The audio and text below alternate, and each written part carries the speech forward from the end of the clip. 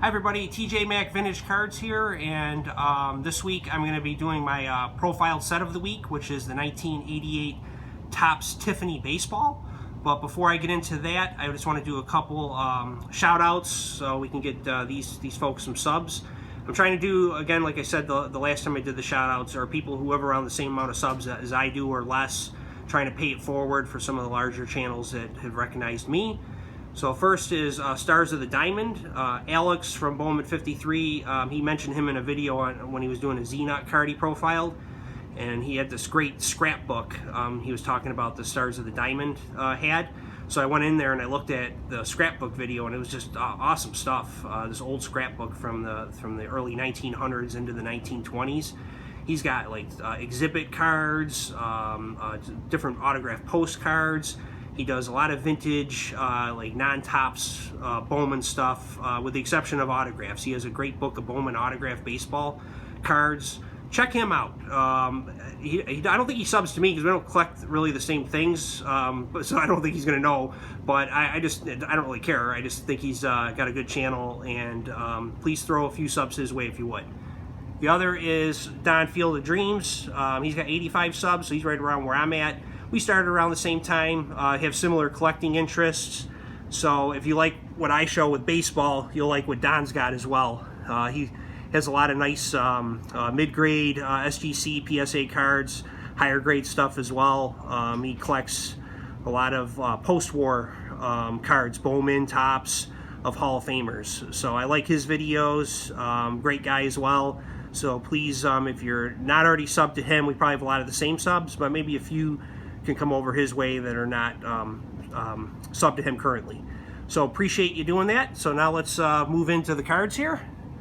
So again, these are the Tops 1988 Tops Tiffany Set, and I just couldn't wait to show this because I just completed this, and this is my favorite set to look at from the 1980s. It's not the most sentimental by any means. Probably the 1980 Tops would be, or 87 Tops, but I love the photography on this set.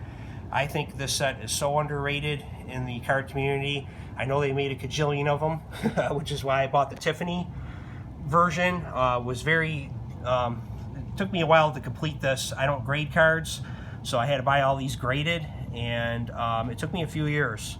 And the prices have gone up quite a bit lately, so I'm glad I did it when I did, because they only made, I believe, 25 to 30,000 of these sets. So these cards are not, they're you can find them, but compared to their regular Tops contemporary cards, it's crazy. They made millions of those.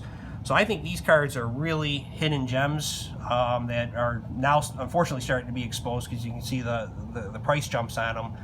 But some of these I was getting for the same price I was getting the regular Tops cards for that would have been graded. So these are just something that I was super excited to have. I try to buy things that really mean a lot to me and things that I can display. And I don't have my baseball displays in my card room yet, but when I do, this is going to be the first one I put in, because I just love to look at this set. So now I'm going to go through and we'll talk a little bit about the set and some of the players. So we got first card here is the Tops Traded. So this is the Roberta Olimar from that year, and here he is obviously with the Padres. I best remember him with the Blue Jays, and that was one of the biggest trades that I can remember, when they traded him and Joe Carter for Tony Fernandez and Fred McGriff. It was a monster trade. It was like in December of 1990. And really what happened after that, it didn't work out as well for the Padres. I know the first year they won like 10 games more with McGriff and Fernandez, but after that they didn't last much longer in San Diego. So the Blue Jays went on to win, obviously, 2 World Series, and Joe Carter and Roberta Olimar were 5 years in a row they were all-stars for the Blue Jays from 91 to 95. So just a great deal for the Blue Jays in the end. Here's Ryan Samberg. Again, these cards, when I do my top 10 of the 80s, it's going to be hard to keep a lot of these out of there, because I just love the look of these cards. Rickey Henderson led the American League and the Major Leagues that year with 93 stolen bases. It was just a great looking Roger Clemens. I mean, these cards, again, so sharp.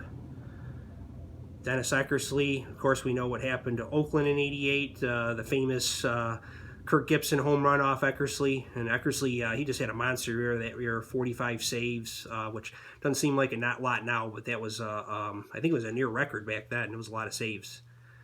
Then you have a really beautiful sharp Barry Larkin here. And going down to the next row, one of my favorites to lead it off. I love the look of this card, is Kirby Puckett. And Puckett that year, he was, I believe he had led the league in hits with 234, and he finished second in the American League in batting with a 356 batting average. There you got a nice Robin Yount. And the difference with the Tiffany and the regular Tops issues, these are a bit glossier, and they actually tone sometimes. The white will turn like a beigeish color. I've seen some toning with them, kind of like what silver coins do. They're beautiful cards though. And then the backs, I'll show you a back of a regular Tops versus a Tiffany in a minute or so. There's the Wade Boggs. This is one of my favorite Boggs card. Wade Boggs collector, John. He's a big Wade Boggs guy. Obviously, that's the name of his page. And I told him one time this was my favorite Boggs card. I love this one. And it's nice in the Tiffany too. Like I said, it's not as common as the regular one. And Boggs that year, he won the batting championship, 366 average. He led the league in doubles with 45, 125 walks he led the league with, and 128 runs. Great player. There's Nolan Ryan, the strikeout leader. He was 41 years old in 1988. Led the National League in strikeouts with 228. Don Mattingly, great card of him. And we're going to slide over here and look at, there he is, Tony Gwynn. Tony Gwynn led the National League with a 313 batting average that year. That is the lowest in National League history for a batting champion. That still stands to this day. And a little trivia for you, the lowest in Major League history was 301. Carl Yastrzemski, he won a batting title with a 301 average in 1968. Greg Maddux, great card there. I just love the detail. You can see the little pieces of dirt. I mean, these is just beautiful photography on these cards. Very reminiscent of the 67 Tops set to me. And I think one of the reasons why this set is underappreciated is because when it came out, I mean, besides the fact I know they made a ton of them, but even in '88, it wasn't highly appreciated because it didn't have the Greg Jeffries in it. Back then, I remember, and there just was, Glavin wasn't a big rookie at that time. Jeffries was the big rookie that everybody wanted, and he wasn't in this set, so I think that did hurt it some. So people were going more towards the Donruss and the Flair. And the Donruss had a lot of the rated rookies back then as well. And it didn't seem like Tops caught up as quick to Donruss and Flair at that time. And then going down here, we got Paul Molitor. There's Eddie Murray. The Hawk. Nice Winfield. And then this card, just a gorgeous looking card here with the yellow lettering and just the uniform with the blue Gary Carter and the white letters there. Just that card, I don't think my older phone gives it justice. It's a beautiful card. Rookie Cup McCoy card. Again, from the 88 A's, that team should have probably never lost to the Dodgers, but they did. That's why they play the games. So, it was a powerhouse team, though. Mike Schmidt, getting towards the end of his career. He had one more Tops card in '89. This is another card. I love this Ripken card. Just a beautiful, shot of him batting here. Poor Orioles that year were 0-21 to start the season. They fired Ripken's dad. I believe it was after 6 games that year. So it was just not a good year for the Orioles. I think they only won like 57 games. This is my only Gem Mint 10 to Jim Rice. This card has actually a little bit of the toning on it. You can kind of see it's not pure white. But just a beautiful card though. And there's George Brett. And then my non-Hall of Famer in here with the crazy prices on Bo Jackson lately. Oh my gosh. I think I got this card a few years ago for not very much, and his stuff has really gone up. It's a beautiful card though. Love the uniform on him there. And this was the last card I needed to complete the Tiffany run, was the Tom Glavin. And I just picked that one up, and that's in a nice PSA 8, just a nice sharp card.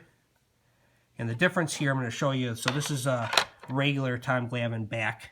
You can just see it's kind of just the Tops backs that you're used to seeing. And then you can even see the Tiffany's a little bit brighter when they're next to each other on the front. And I'll turn the Tiffany one over so you can see that. And you can see that that's got the shinier back compared to the Tops. So it looks more like the Tops traded. So just a nice looking card there. Come back over. So we got again, nice Tom Glavin card. And just really cool, just to share a quick story on Glavin before I wrap up, I don't want to go too long, is that there was a game in 1991, I want to say, when Glavin threw at Dale Murphy. Like, these probably like two of the nicest guys in baseball.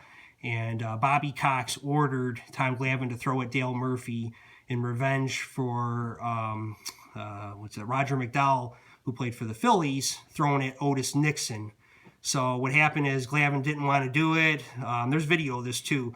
So he starts throwing at Murphy. He's throwing, you know, inside and not super hard, but he's kind of sending the message. And he does it one time, then 2 times, then 3 times, and 4 times. He doesn't hit him. And then umpire throws him and Bobby Cox out of the game. And then afterwards, Glavin says he received so much hate mail because he threw at the beloved Dale Murphy. And he felt terrible about it because Dale Murphy mentored him when he first came up. He said he was, you know, the captain of the Braves at that time, and he just felt awful about doing that. But some of the choices you got to make, unfortunately, in sports sometimes. But I think Glavin handled it well. You know, he didn't hit him. He was a friend of his, and he didn't want to hurt him. But I thought it was pretty cool little story there about, you know, 2 nice guys and what can sometimes happen when you got to do things and maintain the baseball codes, I guess. So this is the video. It's going a little bit longer than I like here, but I just, you know, I'm just super excited to have this set in my collection. I love it, and I just could not wait to show it off because it was definitely a labor of love. Everybody have a great day and enjoy your weekend.